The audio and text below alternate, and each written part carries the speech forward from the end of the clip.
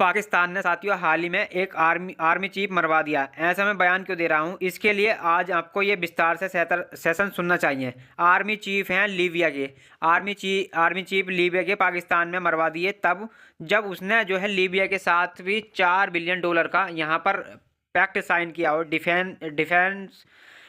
Defence pact sign किया हो। पाकिस्तान हथियार यहाँ पर निर्यात करेगा लीबिया को। ये खबर सुनने के बाद अगर आप ये भी सुन ले कि उसी देश के आर्मी चीफ को मरवाने का आरोप भी पाकिस्तान पर लग गया हो, तो ये निश्चित ही जो है एक बड़ी कॉन्स्पिरेसी थ्योरी निश्चित होती है, समझ से परे निकलती है। ये लीबिया के आर्मी चीफ की किलिंग होना और वो किलिंग हुई तुर्की में होना, एक साथ कितनी सारी चीज़ें। लीबिया पाकिस्तान तुर्की। अब देखिए तुर्की कहाँ से आ गया यहाँ पर। और तो और यहाँ पर जिसके साथ डिफेंस डील कर रहे हो उसी के आर्मी चीफ को मरवा दे रहे हो आप। ये आरोप लग रहा है आसिफ मुनीर के ऊपर। आसिफ मुनीर जो पाकिस्तान के आर्मी चीफ और कमांडर ऑफ चीफ बनकर बैठे हैं, फील्ड मार्शल बनकर बैठे हुए हैं यह व्यक्ति। हेडलाइन सुनिए यहाँ पर कि पाकिस्तान ने $4 बिलियन की हाल ही में लीबिया के साथ यहाँ पर ट्रेड डील साथ की है वेपन बेचने के लिए, कि वो लीबियन फोर्सेस को $4 बिलियन में वेपन बेचेंगे। दिमाग में एक साथ बड़ा सवाल ये है कि पाकिस्तान एक्सपोर्ट करना निकल पड़ा है, और वो भी वेपन। कौन से वाले वेपन पाकिस्तान के पास आ गए? वही वेपन जो वो चाइना से खरीदता है। चाइनीज माल को ये पाकिस्तानी मोहर लगाकर जो है आगे बेच देता है, या लोबिया को बेचना जो है जा रहा है। तो ये चाइना वाले नहीं बेच सकते थे क्या? अगर ये ऐसा है तो देखिए चाइना वाले इनको नहीं बेच सकते थे। लीबिया और पाकिस्तान की जो है एक अजब दोस्ती है। इतनी अजब दोस्ती है यहाँ पर कि पाकिस्तान के परमाणु कार्यक्रम को शुरुआत में फाइनेंस देने वाला देश भी लीबिया था। लीबिया, उसकी कहानी भी आज के सेशन में बताऊंगा जरूर, क्योंकि जब तक आज के सेशन में लीबिया स्थापित नहीं होगा, जनरल गद्दाफी स्थापित नहीं होगा, तानाशाह स्थापित नहीं होंगे, तब तक यहाँ पर पाकिस्तान के अंदर तानाशाहों को कैसे समझ पाएंगे आप? ये तानाशाहों की अजीब केमिस्ट्री आज के सेशन में पहले डिस्कस होगी, फिर आज की कहानी जो है विस्तार से खुलेगी, क्योंकि टाइटल फिलहाल यहाँ पर कॉन्फ्रेंसी का है। कॉन्फ्रेंसी इस बात की कि लीबिया के आर्मी चीफ मोहम्मद अल हदाद एक प्लेन क्रैश में मर जाते हैं यहाँ पर तुरंत। उसके बाद जब पाकिस्तान एक ट्रेड डील करता है, एक डिफेंस डील करता है लीबिया में, यहाँ पर रिबेल खलीफा हफ्तार के साथ, यहाँ पर देखिए रिबेल खलीफा हफ्तार के साथ यहाँ पर जब ये डील करता है तो कहानी में ट्विस्ट आ जाता है। ट्विस्ट ये है कि लीबिया के आर्मी चीफ मरते हैं ये, लेकिन यहाँ पर पाकिस्तान ने कुछ भी या जो डील की है वो रिबेल खलीफा हफ्तार से की है। नाम नहीं है, देखिए यहाँ पर ये विद्रोही है। मतलब लीबिया के अंदर सरकार के विरोध में एक आदमी बैठा है और उसका नाम है खलीफा हफ्तार। खलीफा हफ्तार को पाकिस्तान $4 बिलियन के यहाँ पर वेपन बेचेगा, और $4 बिलियन के वेपन जिसे बेच रहा है उसके विरोधी जो है, या उसके विरोधी को तुर्की में मरवा देता है। वाह भाई, अजब ही कहानी चल रही है यहाँ पर इसकी, पाकिस्तान की। चलिए डिस्कस करते हैं आगे इसकी जो है क्या चल रहा है। तो यहाँ साथियों मैं आपको बता दूँ, ये देखिए तस्वीरें देख लीजिए यहाँ पर इनकी।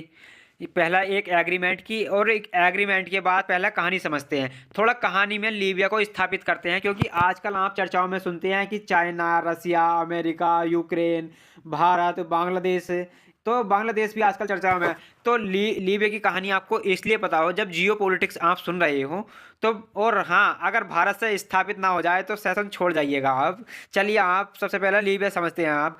तो देखिए साहब, ये रहा मेडिटेरेनियन सी, ये रहा भूमध्य सागर, जिसके पूर्व में इजराइल देश है, जिसके पश्चिम की तरफ जो है अटलांटिक सी देखते हैं। ये जो मेडिटेरियन सी है ये दुनिया के लिए हमेशा बहुत मायने रखता है, क्योंकि इसके उत्तर की तरफ पूरा यूरोप बसा है, और यूरोप को एशिया आना था सुएज कैनाल के थ्रू, तो अफ्रीका के किनारे बसे हुए ये जो देश है ये बहुत मायने रखते हैं। फिलहाल के लिए लीबिया के बारे में और थोड़ा सा जान लीजिए। लीबिया में आबादी लगभग 73 लाख की आबादी है। कि आप कहेंगे कि आबादी क्यों जान लूँ, तो इसलिए जान लीजिए कि यहाँ पर दुनिया का लगभग 3% तेल पाया जाता है। वो भी ये भी मेरे लिए किस काम की बात है, तो हम आपको बता दें ये इस काम की बात है कि दुनिया के अंदर टॉप 10 अगर तेल निर्माता देश है या तेल के भंडार वाले देश है तो उसमें से लीबिया एक है। अफ्रीका का उत्तर में बसा एक देश है, और इस देश के अंदर तेल ही जो है आमदनी का सबसे बड़ा सोर्स है। यानी कि इनकी जीडीपी 90% से अधिक जो है जीडीपी तेल पर निर्भर करती है। ठीक है, तो तेल के लिए यहाँ पर 73.8 लाख की आबादी और लगभग 46 बिलियन की इनकी जो है जीडीपी है। ये आपको दो फैक्ट तत्कालिक रूप से पता रहे तो ठीक है। तो देखिए पूरी तरीके से सहारा डेजर्ट में बड़ा बसा हुआ देश है, लेकिन मेडिटेरियन सी के काफ़ी नज़दीक होने के कारण यहाँ पर ये, और सहारा के डेजर्ट में इनके पास जो है तेल निकलता है। ये लीबिया यहाँ पर जो है टॉप 10 जो तेल के भंडार रिजर्व हैं उनमें से सबसे प्रमुख देशों में से एक है, जहाँ वेनेजुला सबसे नंबर 1 पर है। तो वेनेजुला यहाँ पर तो देखिए अगर जीडीपी के हिसाब से यहाँ पर हम बात करें तो उसमें क्या होता है साथियों, तो ये प्रतिदिन यहाँ पर 1.245 बिलियन बैरल प्रतिदिन जो है तेल निकाल रहा है प्रतिदिन। तो यहाँ पर देखिए ये पहले भी तेल बढ़िया निकालता था, लेकिन आजकल थोड़े खरीदार कम मिल रहे हैं। लेकिन हाँ इतना कह सकते हैं आज भी 2021 के अंदर जो इनका सरकारी राजस्व है तो उसका 98% ये तेल निकालने से ही आता है, और तेल बेच करके ये राजस्व कमाते हैं। खैर बहुत से देश हैं तेल पैदा करने वाले, यहाँ पर निकालने वाले, ऐसे में लीबिया तेल से ज़्यादा चर्चित रहा यहाँ के तानाशाह के चलते। हालांकि तानाशाहों पर मैं पूरी सीरीज करना चाहता हूँ, उसके लिए मैं यहाँ पर सोचता भी हूँ कि कई बार की, लेकिन हाँ आज चर्चा में है तो इस व्यक्ति पर थोड़ा सा समय दे ही दिया जाए। नाम है जनरल गद्दाफी। तो जनरल यानी कि सेना के थे गद्दाफी। यहाँ पर देखिए बैठा पर एक राजा को हटाकर आए थे। ये एक ऐसा विद्रोह हुआ जिसमें कोई नहीं मरा। जनरल साहब सत्ता में आते हैं और सोशलिस्ट पॉलिसी ले आते हैं, और सोशलिस्ट पॉलिसी ऐसी कि सबका हम जो है भला चाहते हैं। सबका भला चाहने के लिए शिक्षा फ्री कर दो, चिकित्सा फ्री कर दो, सबका जो है पढ़ना मैंडेटरी कर दो, बढ़िया बढ़िया बातें करते हुए ये एक सैन्य अधिकारी 1969 के अंदर लिए लीबिया के अंदर सेना से निकलकर क्या बोलते हैं सेना अध्यक्ष के पद पर पहुंच करके और देश पर शासन करने के लिए चले आते हैं ये। लेकिन धीरे धीरे सनकी होते चले जाते हैं। डर लगने लगता है कि कोई जनता इनको पसंद ना हटा दे। सनक की कहानियाँ यहाँ पर इतनी है कि इन्हें आज अगर सनकियों के अंदर जाना जाए तो उनमें से सबसे बड़े सनकी में से एक है ये। इससे किससे कहानियाँ बहुत हैं, कभी सीरीज करेंगे कि वर्ल्ड में तानाशाह के ऊपर, तो सबसे तो इनकी चर्चा उस समय हम जरूर करेंगे यहाँ पर। फिलहाल के लिए देखिए इस सनकी को इस समय ऐसे समझ लीजिए कि ये जो सनकी है कि एक बार में जब घर से बाहर निकलते थे तो गाड़ियां दो दिशाओं में दौड़ाई जाती थी, ताकि कंफ्यूजन ये रह गया कि भाई साहब कौन सी गाड़ी में बैठे हैं। और हवाई जहाज एक साथ दो उड़ा करके चलते थे। और तो और यहाँ पर उड़े हुए एक हवाई जहाज में तो कोई एक हवाई जहाज 2 घंटे बाद वापस लौट कर आता था। फिर यहाँ पर गद्दाफी उसमें चढ़ते थे। बोले आप कहेंगे कि अजीब आदमी हो यार, कि हवा में उड़ाकर 2 घंटे तक छोड़ दिया, फिर उसके बाद वापसी आ रहा है, वापसी आने के बाद फिर ये उसमें बैठते थे कि भाई, तो ये कहते थे कि भाई किसी ने बम तो नहीं लगा दिया है। तो इस तरीके से ये टेस्टिंग करते थे पहले, और टेस्टिंग हो गई, और टेस्टिंग होने के बाद में फिर ये उसमें जाकर बैठते थे। और तो और ये पड़ोसी मुल्कों को भी ये बताकर रखते थे कि मैं कार से आ रहा हूँ अपनी। जैसे कि पड़ोस में इनका ट्यूनीशिया है, तो वहाँ पर सरकार इनका जो है इंतजार कर रही थी, साहब ये गेस्ट बन के वहाँ पर जाने वाले थे या जा रहे थे, तो बता रहे थे हम कार से आ रहे थे, तो कार से आ रहे हैं तो सरकारी हमला जो काफिला इनका इंतजार कर रहा है कि हम कार से आएंगे स्वागत में। तो उसके बाद में कुछ ही देर बाद में उनके हवाई क्षेत्र में एक जरूरी मैसेज आता है कि यहाँ पर एक अति महत्वपूर्ण व्यक्ति ट्यूनीशिया में उतरना चाहता है। ट्यूनीशिया वाले समझ नहीं पाते हैं कि कौन आ रहा है, तब भी नहीं बताया जाता है कि गद्दाफी आ रहे हैं। बोले एक अति महत्वपूर्ण व्यक्ति हैं, उतरने की चाहते हैं। बोले इस तरीके से अपनी मौत के डर से चलते ये जाने गए। हालांकि बाद में लोगों ने नहीं, इसे 2011 में मरे। ये जो है 42 साल तक सत्ता में रहे, 42 साल तक ये सत्ता में रहने वाले गद्दाफी पर बहुत सारी चर्चाएं हैं जो की जा सकती हैं, लेकिन उनमें से आज हम एक चर्चा कर रहे हैं। यह वो चर्चा है कि एक बार फिर यात्रियों से बड़ा 250 लोगों का जहाज इन्होंने हवा में ही उड़वा दिया था। बम लगवा के उड़वा दिया था। इनके विरोधी उसमें जा रहे थे तो उसको फटवा दिया था ऊपर ही। तो देखिए इन्हें लोग सनकी, हत्यारा, तानाशाह तमाम प्रकार के नामों से जाना जाता है। फिलहाल के लिए जो है टाइम पीरियड पर ध्यान दीजिए, 1969 से लेकर के 2011 तक ये 42 साल का शासन गद्दाफी का शासन था। ठीक है, तो यहाँ पर एक मुस्लिम राष्ट्र, यहाँ पर जो मुस्लिम सेना अध्यक्ष तानाशाह, सन की तानाशाह, लेकिन पाकिस्तान प्रेम जो है इसके अंदर भी अजीबोगरीब प्रकार का था। अब मैं उस पर आपको सीधा लेके चलता हूँ। हालांकि मैंने गद्दाफी पर काफ़ी सारी कंटेंट इंग्लैंड जो है काफ़ी साझा किया है, लेकिन आगे आगे क्या फ़िलहाल के लिए देखते हैं यहाँ पर। चूँकि ये लीबिया स्थापित करना था, तो लीबिया गद्दाफी के बिना अधूरा था, इसलिए मैंने आपको वो बताया। अब मैं आपको ये बताता हूँ कि गद्दाफी का पाकिस्तान प्रेम क्यों जागता था। अब मैं ये क्यों बता रहा हूँ, ताकि आप ये समझ पाए कि $4 बिलियन की डील लेने वाला लीबिया जो था असल में पाकिस्तान प्रेमी कैसे बना। आइए मैं आपको वहां लेकर चलता हूं। जैसा आप जानते हैं कि मुस्लिम वर्ल्ड के जितने भी देश हैं ये इकट्ठा होकर के ओआईसी की बैठक बुलाते हैं। जैसे जेडा में उसका हेडक्वार्टर है, मुस्लिम राष्ट्रों को उनको वहां पर बुलाया जाता है, और बुलाने के बाद में ऐसे ही एक बैठक जो है पाकिस्तान में बुलाई गई थी अराउंड 1944 में यहाँ पर। और उस बैठक के अंदर पाकिस्तान ने जब बैठक बुलाई गई थी तो उस समय गद्दाफी भी वहाँ पर जो है पहुंचे थे ओआईसी की बैठक में। ओआईसी की बैठक में ये सारे लोग ज़मीन पर बैठे हुए दिख रहे हैं, ये पाकिस्तान के अंदर बैठक होती हुई दिख रही है। ये बैठक हुई थी साथियों, ये आप देख रहे होंगे 1974 में ये बैठक हुई थी। आज हमारे आसपास देखिए यहाँ पर मैं आपको बता दूँ, न्यूक्लियर बम दिखाने के लिए थोड़ा, ये ऐसा जो है चर्चाओं में आपने भी सुना होगा, या न्यूक्लियर बम दिखाने के लिए थोड़ा, तो वो न्यूक्लियर बम की कहानी असल में इस ओआईसी की बैठक की कहानी, ओआईसी की बैठक की कहानी से शुरू हुई थी। न्यूक्लियर बम की हुआ क्या था कि तमाम मुस्लिम राष्ट्र जब इकट्ठे हुए तो यहाँ पर गद्दाफी भी पहुंचे थे। जब गद्दाफी यहाँ पर पहुंचे तो उन्होंने यहाँ पर लाहौर में आयोजित इस बैठक में दूरदर्शी भाषण दे दिया, और वो भाषण ये था कि पाकिस्तान को अपना परमाणु तकनीक जो है विकसित करना चाहिए, और पाकिस्तान को अमेरिका द्वारा यानी कि विकसित करना चाहिए। और तो और यहाँ पर पाकिस्तान इस्लाम का एक किला है, इसलिए इसे परमाणु शक्ति बन जाना चाहिए। मतलब इन्होंने पाकिस्तान के अंदर परमाणु शक्ति के प्रति एक विश्वास जता दिया कि आप ही हैं हमारे मुस्लिम राष्ट्रों में से जिसे क्या बोलते हैं परमाणु शक्ति संपन्न होना चाहिए। इस बात से यहाँ पर पाकिस्तान के अंदर बैठे उस समय के बैठे जो शासन में बैठे थे, तो जुल्फिकार अली खान भुट्टो उस समय पर इतने यहाँ पर खुश हुए इसके शासन से कि भाई कितना भला आदमी है जो हमारे बारे में ना केवल सोचता है बल्कि ये भी बोल जाता है कि पैसा चाहिए हो तो बता देना कि बहुत पैसा है हमारे पास, तेल से बहुत पैसा कमा रखा है हमने, कि आपको पैसा चाहिए तो बता देना आप। तो भाई साहब इन्हीं के नाम पर देखिए यहाँ पर पाकिस्तान पे आज भी गद्दाफी स्टेडियम है। तो जो गद्दाफी स्टेडियम है ना, वो गद्दाफी भी उस मोटिवेशन से है जिससे जुल्फिकार अली खान भुट्टो ने खुश होते हुए यहाँ पर उन्हें एक नाम से स्टेडियम दे दिया। लीबिया वाले इतने खुश थे पाकिस्तान के इस सम्मान से कि सुनो पैसा चाहिए तो बताना।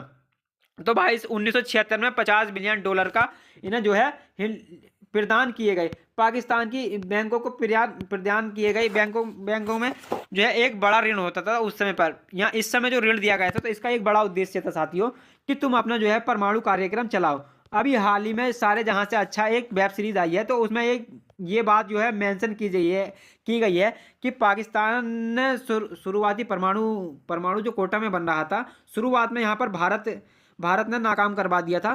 तो उसमें देखिए लीबिया का हाथ था, लीबिया वालों ने इनको पैसा दिया था पाकिस्तान के जो है परमाणु संपन्न कराने में। जब पाकिस्तान यहाँ पर पैसों से जूझ रहा था तो उस समय पैसा किसने दिया था? लीबिया ने दिया था कि भाई भारत वाले परमाणु परीक्षण की तैयारी में लगे हुए हैं, हमें भी बनाना चाहिए। तो लीबिया उस समय जो है इनिशियल फंडर्स में था यहाँ पर लीबिया। तो देखिए यहाँ पर मैं आपको बता दूं ये कुछ चीज़ें यहाँ पर बदलती हैं। पाकिस्तान में सैन्य तख्ता पलट होना आम बात है। जो भी सत्ता यहाँ पर आती है उसको पलट कर दूसरे को आना पड़ता है। तो प्रधानमंत्री के पास कार्यक्रम पूरे करते हैं।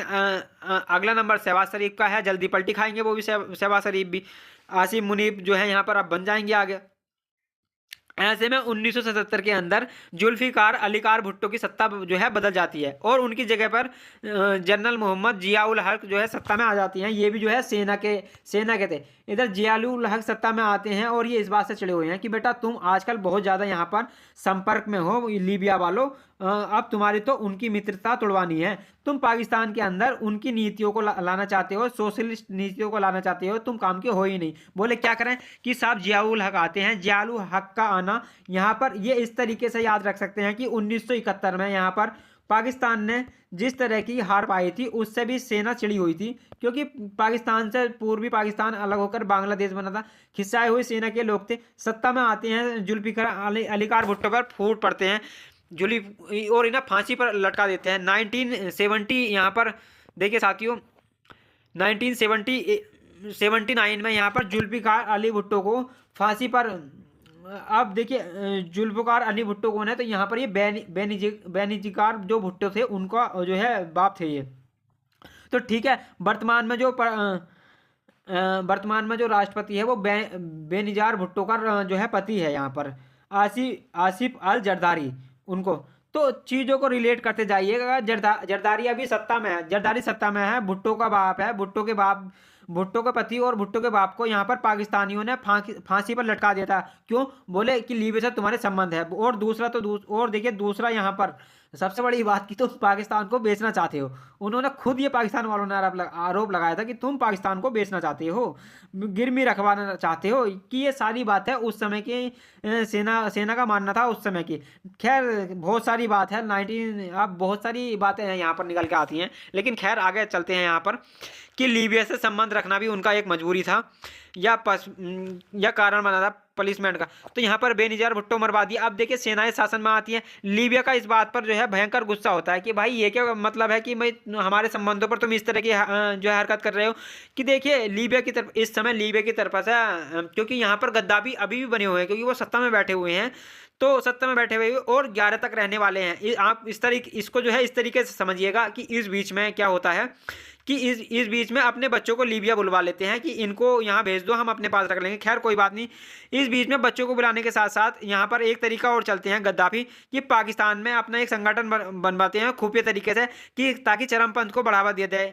हालांकि इनकी SII उनको जो पकड़ लेती है, हालांकि वो सक्सेसफाई नहीं हो पाता है। खैर यहाँ पर इस बीच में पाकिस्तान के अंदर सत्ता बदलती ही रहती है। लीबिया में यहाँ पर लीबिया ने पाकिस्तान के परमाणु कार्यक्रम के लिए जो भी पैसा दिया था वो वापसी में मांगा जाना तय था कि भाई पैसा तो हमने जो दिया था, हमको जरूरत पड़ रही है उसकी, तो इस तरीके से कि हमें वापस लौटा। इन लोगों के बीच संबंध बिगड़ने लगते हैं। इस बीच में जो है लीबिया यहाँ पर ये भारत के संपर्क में आ जाता है। जब संपर्क इससे वहाँ के बिगड़ने लगते हैं तो देखिए आप साहब मुझे यहाँ पर परमाणु हथियार दे दो भारत के पास, क्योंकि भारत के पास उस समय जो था इस्माइली बुद्धा कर चुका था। इस्माइली बुद्धा के बाद लगा कि भारत बहुत तेज आगे जा रहा है, कि भाई इसके लिए परमाणु शक्ति के लिए समझौता कर लेते हैं। लीबिया पाकिस्तान के खिलाफ खड़ा हो जाता है।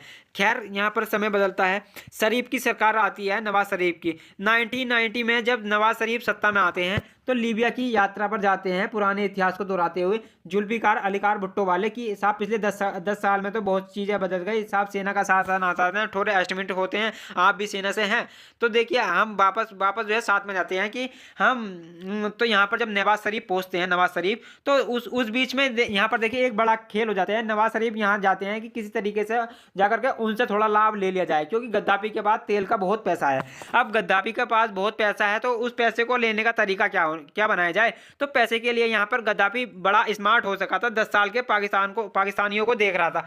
गद्दाफी जब पाकिस्तानियों को देख रहा था तो वो इनसे कहता है कि सुनो भाई, तुम अपना जो परमाणु बम है ना वो मुझे भेज दो। गद्दाफी ये मानकर चल रहा था कि पाकिस्तान अपने परमाणु कार्यक्रम को यहाँ पर पूरा कर चुका है और ये परमाणु बम मुझे भेज दे तो फिर मैं हमेशा के लिए अमर हो जाऊंगा, क्योंकि सन की आदमी था, डर था कि कोई ना कोई मरवा देगा मुझे। ऐसे में परमाणु बम सीधा जो है मांग लेता है। नवाज शरीफ क्या देते हैं कि भाई नहीं साहब, मैं आपको परमाणु बम नहीं दे सकता। हालांकि इनके यहाँ पर उनके जो है प्रयोग चल रहे थे 19 तक, लेकिन देखिए 90 तक यहाँ पर सिद्ध हुआ, लेकिन इन्होंने परमाणु बम देने से यहाँ पर मना कर दिया पूर्ण तरीके से।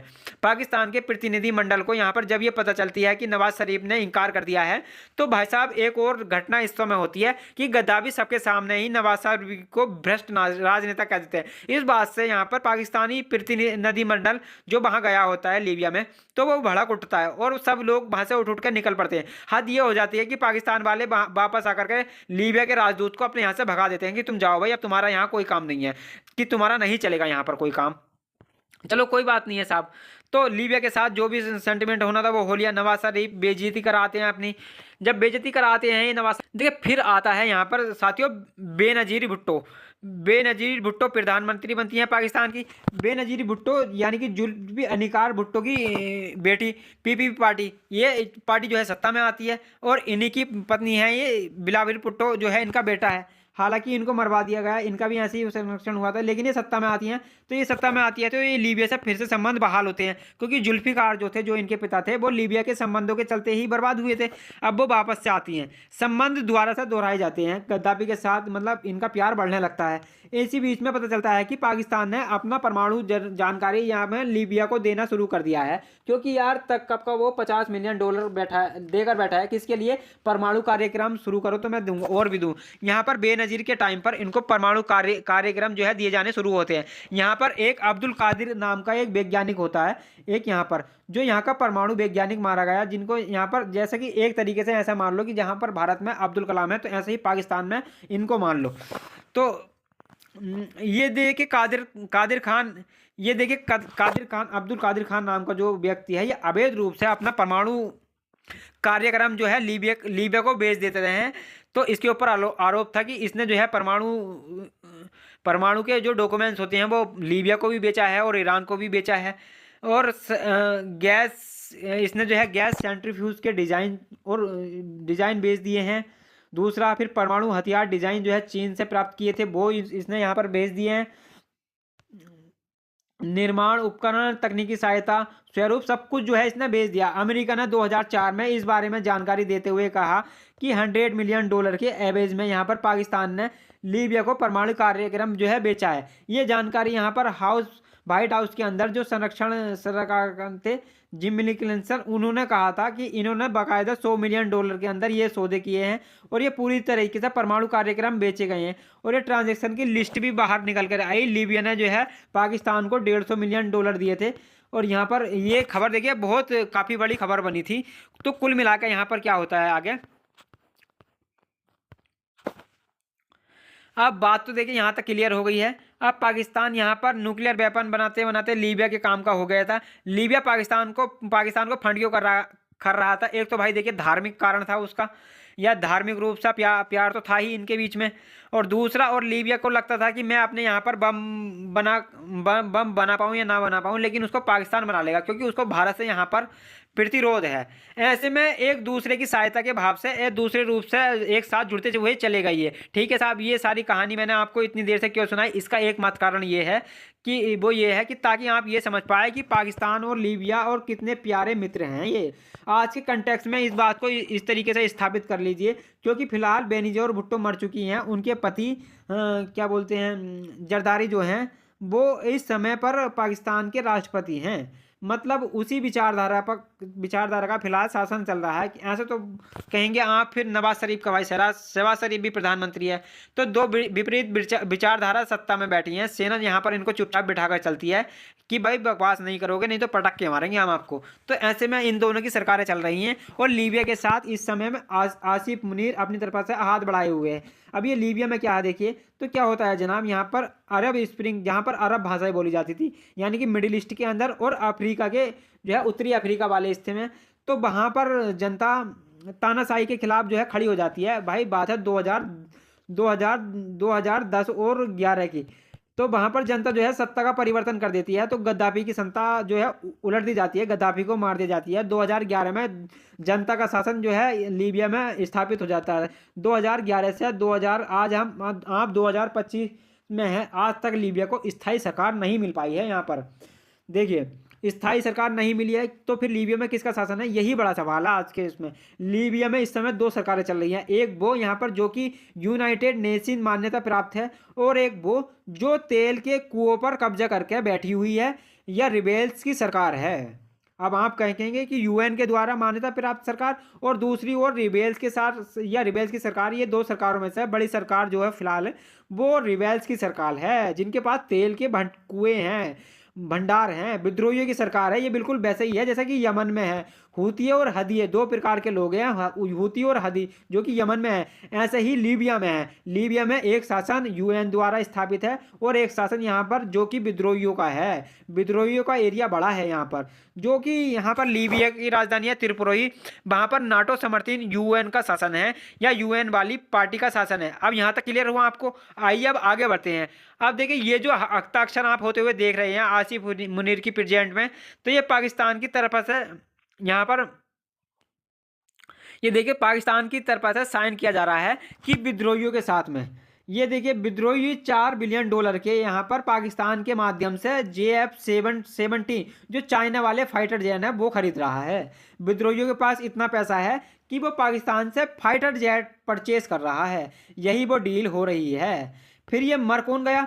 तो जो UN द्वारा स्थापित सैन्य सरकार है, तो उसका भी एक सेना का कमांडर है, ये उसका भी सेना का एक चीफ है, वो मर गया। वो कहाँ मर गया? तो वो मर गया तुर्की की यात्रा पर गया था। तुर्की की यात्रा पर मर गया। कि तुर्की की यात्रा पर क्यों गया था? क्योंकि वो तुर्की से डिफेंस डील करना चाहता था। अब देखिए आपके दिमाग में एक बहुत बड़ा सवाल बनेगा यहाँ पर आता एक इंटरेस्टिंग। देखिए यहाँ पर तुर्की और पाकिस्तान के बीच में हो सकता है कि रसाकसी हो जाए। यहाँ पर किस बात पर? ध्यान से समझिएगा कि ये व्यक्ति जो मरा है ना, ये UN वाली सरकार का चीफ था। ये तुर्की से आर्म डील करने गया था। ये पाकिस्तान से आर्म डील नहीं चाहता था। तुर्की भी डिफेंस इक्विपमेंट बेचना चाहता है, पाकिस्तान भी बेचना चाहता है। पाकिस्तान के अपने नहीं है, वो चाइनीज के F-16 हैं या जो JF-17 है, उन्हें अपना स्टिकर लगा कर इनको लीबिया वालों को देना चाहता है। इसी काम के लिए जब ये तुर्की गए तो तुर्की से इसकी हवाई जहाज के उड़ते ही 30 मिनट में जो है ब्लास्ट हो जाता है। 8 लोग बैठे थे, सबके सब मर जाते हैं। यहाँ पर देखिए सारी खबर बनती है। यहाँ पर साहब देखिए आपको 16 JF-17 जो है फाइटर जेट खरीदने के लिए पाकिस्तान और इनके बीच में यहाँ पर समझौता होता है। और ये यहाँ पर देखिए अपनी तरफ से बड़ी बड़ी जो है पाकिस्तान वाले अपने डिंगा हाँकते हैं कि पाकिस्तान का जो ऑलरेडी खुद के देश में बना हुआ डिफेंस इक्विपमेंट है, उसका जो है इक्विपमेंट सिंधु में भारत को कि उससे जो है भारत के जो ऑपरेशन सिंदूर हुआ था उसमें हरा दिया। इस समय में हम आपको माल बेचने आए हैं। तो यहाँ पर यही बात निकल के आती है आगे कि अगर आप ही हमारे माल खरीदो और बढ़िया से रहो। और इस बीच में यहाँ पर तुर्की से गए हुए जो लीबिया के सेना के चीफ हैं और जनरल और स्टाफ के अल हदाद हैं, उनकी मौत हो जाती है। मतलब इधर डील होती है और उधर मौत हो जाती है। तो यहाँ पर बड़ा सवाल बनता है कॉन्फ्रेंसी का। क्यों? देखिए कॉन्फ्रेंसी इस बात की कि ये व्यक्ति एक तरीके से पाकिस्तान विरोधी हुआ। पाकिस्तान विरोधी क्यों हुआ? क्योंकि ये नहीं चाहता था कि विद्रोही लोग पाकिस्तान से। अब भाई ऑब्वियस सी बात है ना कि जिसका जो शासन है, कि अब मैं थोड़ा सा मैप पर आपको इनका एक शासन दिखा देता हूँ। यहाँ पर ये देखिए कि आप इस मैप को देखिए। यहाँ पर देखिए साथियों, ये मैप है, ये लीबिया का मैप है और ऊपर मेडिटेरियन सी है। ये इसकी राजधानी ट्रिपोली है। ये जो आप ऊपर वाला एरिया देख रहे हो ना, ये गवर्नमेंट और नेशनल अकाउंट के जिनका सेना अध्यक्ष मरा है। और ये जो येलो वाला एरिया देख रहे हैं ना, जो बड़ा एरिया है, ये बैठा हुआ है कॉर्पो बेस्ड गवर्नमेंट। ये कौन सी गवर्नमेंट है? ये विद्रोहियों की सरकार है। ये पाकिस्तानियों की सरकार, पाकिस्तान ने समझौता किया। और ये वाली जो सरकार है, ये तुर्की से समझौता करने गई थी। जिसका सेनाध्यक्ष मरा है वो इसका सेनाध्यक्ष मरा है। मरवाया कौन होगा? तो पाकिस्तान। ये कौन लोग बोल रहे हैं? तो ये सब लोग बोल रहे हैं। तो तुर्की भी अभी इसकी जो है जांच पर निकला हुआ है।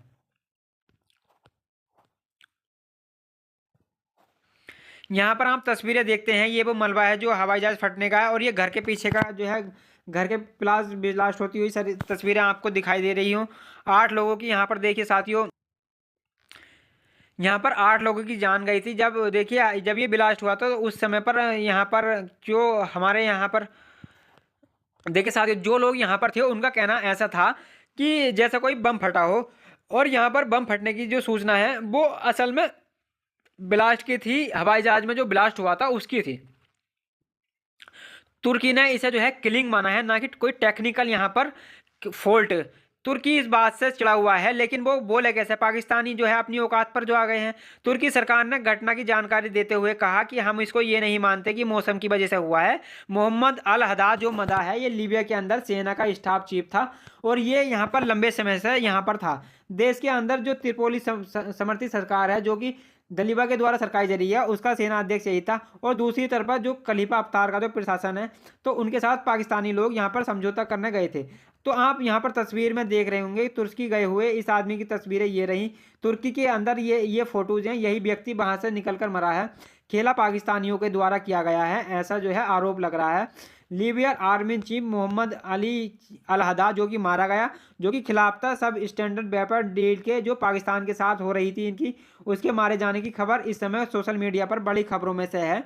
यहाँ पर आपके दिमाग में एक बड़ा प्रश्न चलने वाला है कि साहब यहाँ पर ऐसा करके तो इसने तुर्की को अपने खिलाफ कर लिया है, पाकिस्तान चाइना को माल बेचने जो है लीबिया गया, बढ़िया डिफेंस डील उठा ले गया और साथ में लीबिया के अंदर एक सेना अध्यक्ष को मरवा दिया, तुर्की के साथ विश्वासघात कर दिया। क्या पाकिस्तान का कद इससे बहुत बढ़ गया? दो बातें यहाँ पर स्पष्ट होती हैं। यहाँ पर कई सारे सवाल है। पहला देखिए, यूनाइटेड नेशन ने वर्ष 2011 में ही लीबिया पर आर्म एम्बार्गो लगाया हुआ था, अर्थात लीबिया हथियार नहीं खरीद सकता है, फिर भी हथियार खरीदने के लिए दोनों तरफ से लोग निकले हुए थे।